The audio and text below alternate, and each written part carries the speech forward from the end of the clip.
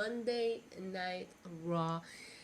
Netflix first episode is in the books. We watched it. First of all, diablo, cabrón! Diablo, qué nivel de producción!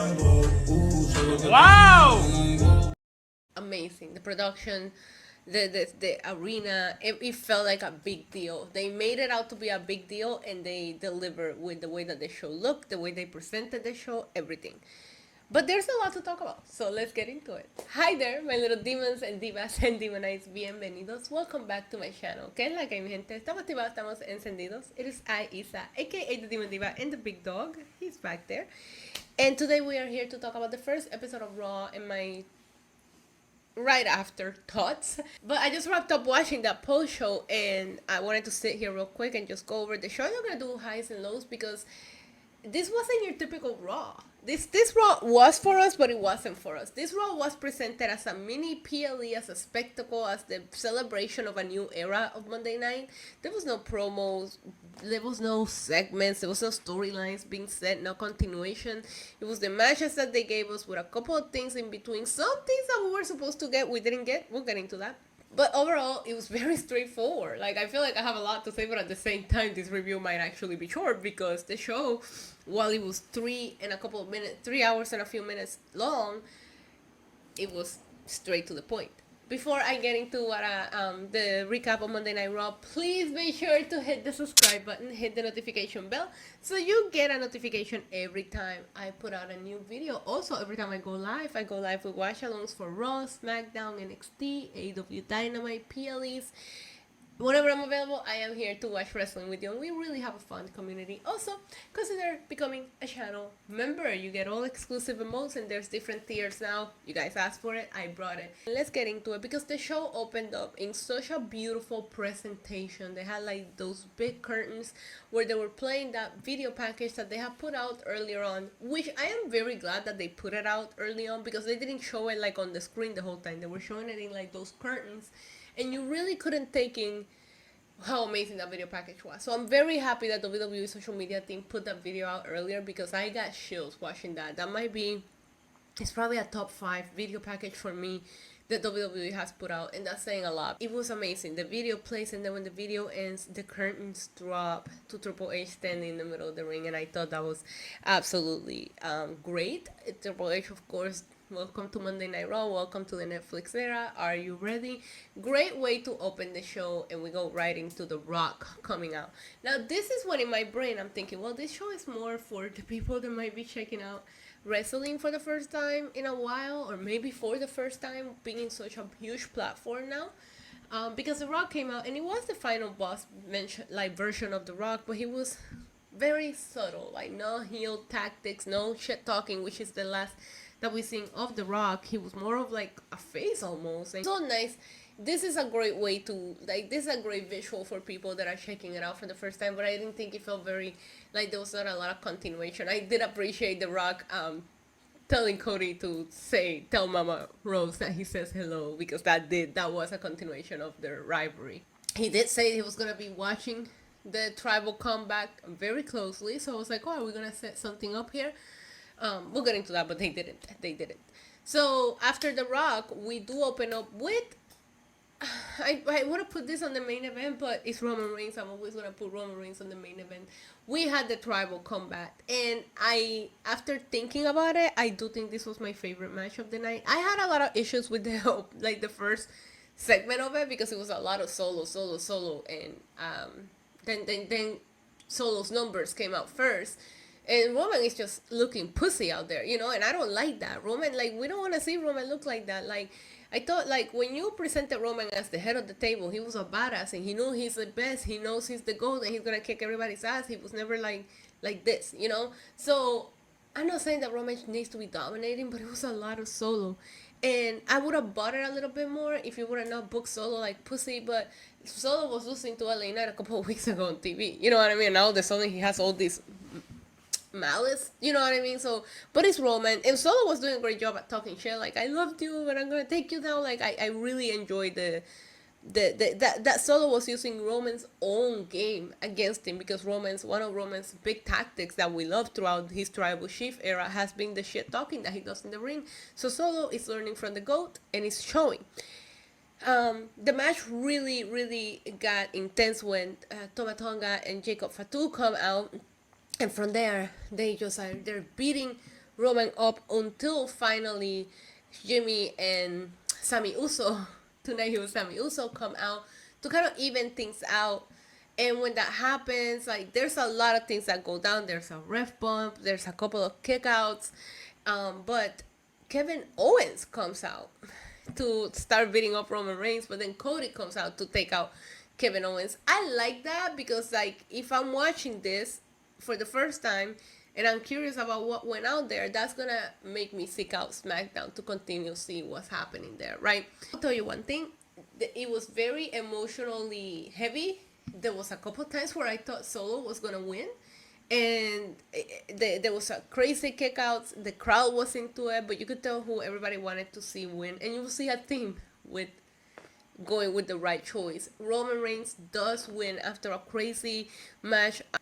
I know that it was overbooked because everybody that showed up made sense. I seen some people say that it should have been Drew, but I didn't think anybody that was on the card tonight was gonna show up for this. So I didn't think Jay would show up for Roman, and I didn't think Drew was gonna show up because they were on the card later on.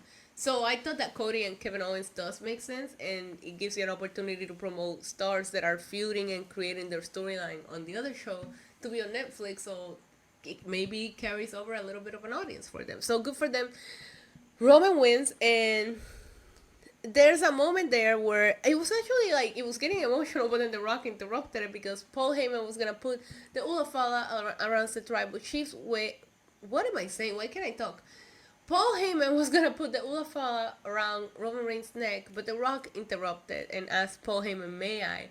And I feel like we all felt like this was gonna be the moment that they set it up.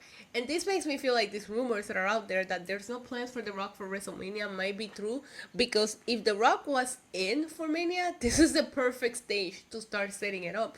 The Rock doesn't turn. He just puts the Ulafala around Roman's neck, tells him he's proud of him, hugs him, and they walk out together. There was tension there, and I feel like we were all waiting for it to happen, but it didn't happen. But overall, Roman Reigns was asked later if that's a match that he wants, and he says the internet needs to do its thing. Roman clearly traumatized because we all thought we were gonna get that match. Well, some of us wanted to get that match, and the internet fucked it up. So now Roman is saying, "You want it, you make it happen," because I was gonna make it happen, and you internet fucked it up. So that's not what he said. That's what I'm saying. After that, I do have ads on my Netflix. Some people weren't having ads. I don't know if it's an international thing, because I saw some people tweet that they weren't getting ads. I don't know if I need to up my Netflix subscription, because there was some promos and things that people were seeing that I didn't get to see, so I need to check on that. But I had the ads, so I'm just going to tell you what I saw. We went into John Cena coming out, talking about the retirement tour, reminiscing about his time in LA. I guess he has a lot of history there. And of course, he starts talking about like, "Oh, you guys want me to become a 17 times world champ, but I don't see that happening. It would take a miracle." And that's when, like, it hits him, that he could win the Rumble. So basically, John Cena, he doesn't get interrupted by anybody. He just declares, he doesn't declare that he's going to be in the Rumble. He declares that he's going to win the Rumble. Double downs on that on the post show. Oh yeah, John Cena was in the post show as well. Double downs on that on the post show. So John Cena is already claiming that he's going to win the World Championship, and it was a John Cena promo. It was enjoyable. After that, we go into the Women's World Championship match, and I didn't realize how torn I was until the match was actually happening. I want to first of all get started with the gear. I thought Liv Morgan's gear in the red was beautiful. I thought Rhea looked incredible, but when doesn't she look incredible? She's a star. And I thought this match was great. I was very torn because I didn't know who I wanted to win. I knew I wanted the feud to be over. I didn't know who I wanted it to win. In my heart, I felt like I wanted Rhea to win because I've always wanted Rhea to get her title back. I hate when people have to relinquish titles. But my heart also thinks that Liv has done an incredible job as champion. So they're both probably my favorites on Raw right now as far as the women's division go. So it was going to be a win for me no matter what, but it felt good to see Mommy get back on top. There was a little bit of shenanigans from Dominic and Raquel, but nothing crazy like the Roman match, right? And Rhea Ripley, first of all, Liv kicked out of a Riptide. Tonight was kick out of finishers night. And Rhea could not believe it. I love the facial expressions on Rhea when Liv kicked out of the Riptide. And yeah, so 1, 2, 3, Rhea Ripley does win. After that, Dom tries to hug Rhea, and Rhea just kicks him right in the nuts. Rhea Ripley goes out to the ramp to celebrate. I love the graphic that say new women's champion. She stood there. It's a beautiful visual and photo. But then we hear the gong, and Undertaker comes out, and he just rides his bike around and just kind of celebrates with Rhea, and that's all that Taker does in the show. But it's still a cool pop. It gave me like The Rock at Bad Blood vibes, where he just came out just to hang out. But it's such a cool moment for Rhea Ripley, and it was just an awesome it was such an awesome visual to see a legend like acknowledged, especially because it came out of the American Badass, and there's nobody more badass than Rhea Ripley right now, so it was great. After that, we see a little bit of The Rock just drinking tequila and then getting in the car. But the funny part about that is that he says hello to Travis Scott, and I was like, okay, well, they announced Travis Scott was gonna be there, but they never said what he was gonna do. He shows up and he's standing like with the people, and like takes me a second to click together that he's gonna do the Jey Uso entrance with Jey Uso. That's exactly how it goes down.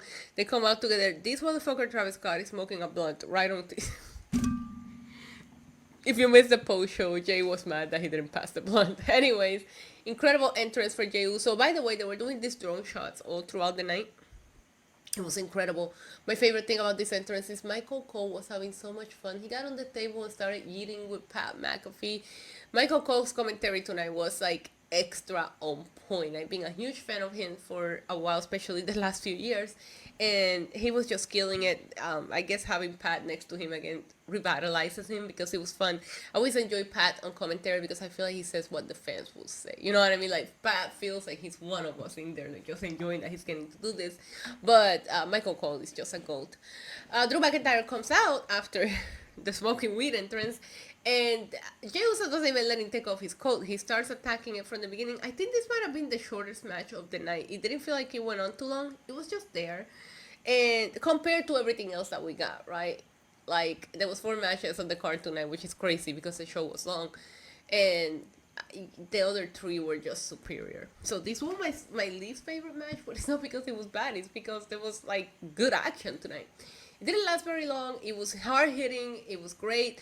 There was a couple of crazy spots, but Jey Uso surprisingly gets the win. I don't know that is the right call. I didn't like it. I would have rather seen Drew McIntyre continue his takedown of the OG bloodline.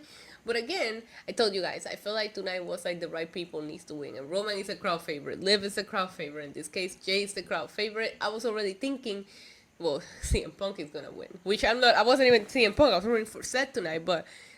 Based on how the show was going and when I realized who the show was for, I was like, yeah, Punk is definitely winning. Hulk Hogan made an appearance, and this might have been the best moment of the night because he got booed out of that building. That was crazy. Also, he looks so small. Like, I don't know what it was because I mean, I know he's getting older and all that, but you're just so used to that visual Hulk being huge, and he looked a little fragile. But anyways, Hulk Hogan comes out. I don't know what he says. I wasn't paying attention. I don't care. But shout out to LA because they booed him.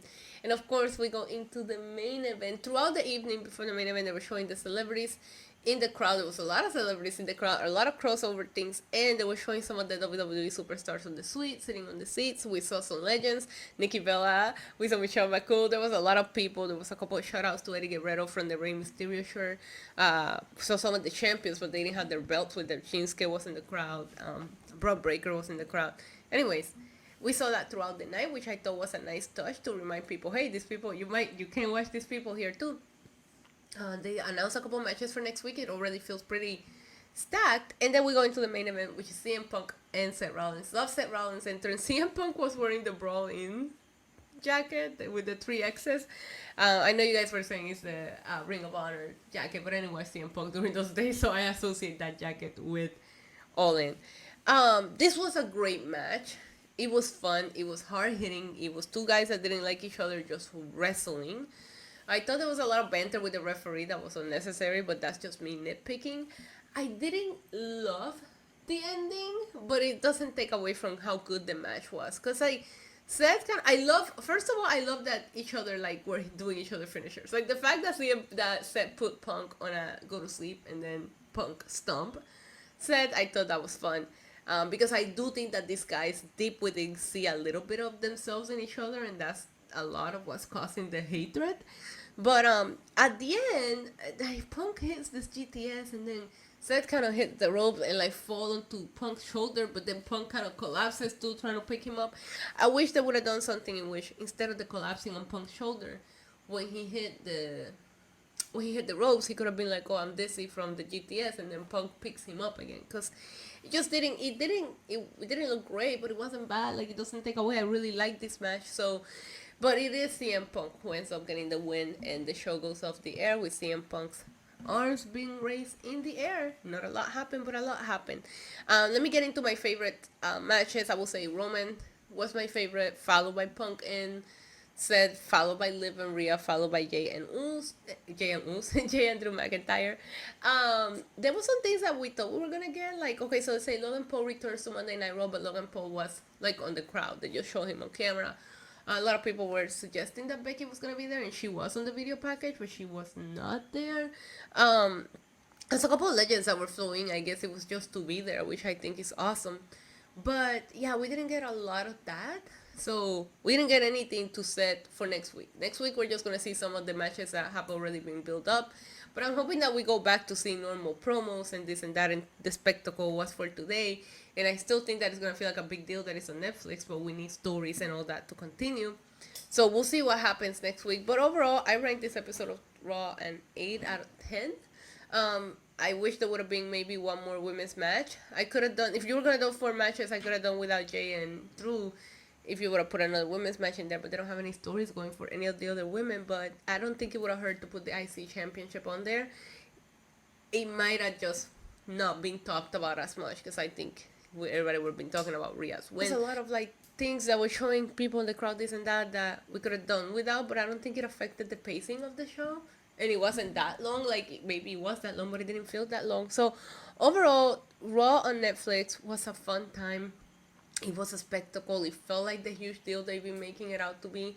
And I'm super excited. I'm super excited to see what this does for wrestling. They even did a post show after, which they never done for an episode of Raw. And they had everybody in this press conference. Like, they had everybody that won kind of like be part of the post show. So, shout out to Netflix. Shout out to WWE. Shout out to Liv Morgan. She had an incredible reign, and I don't want that to go unnoticed or for me to not mention it.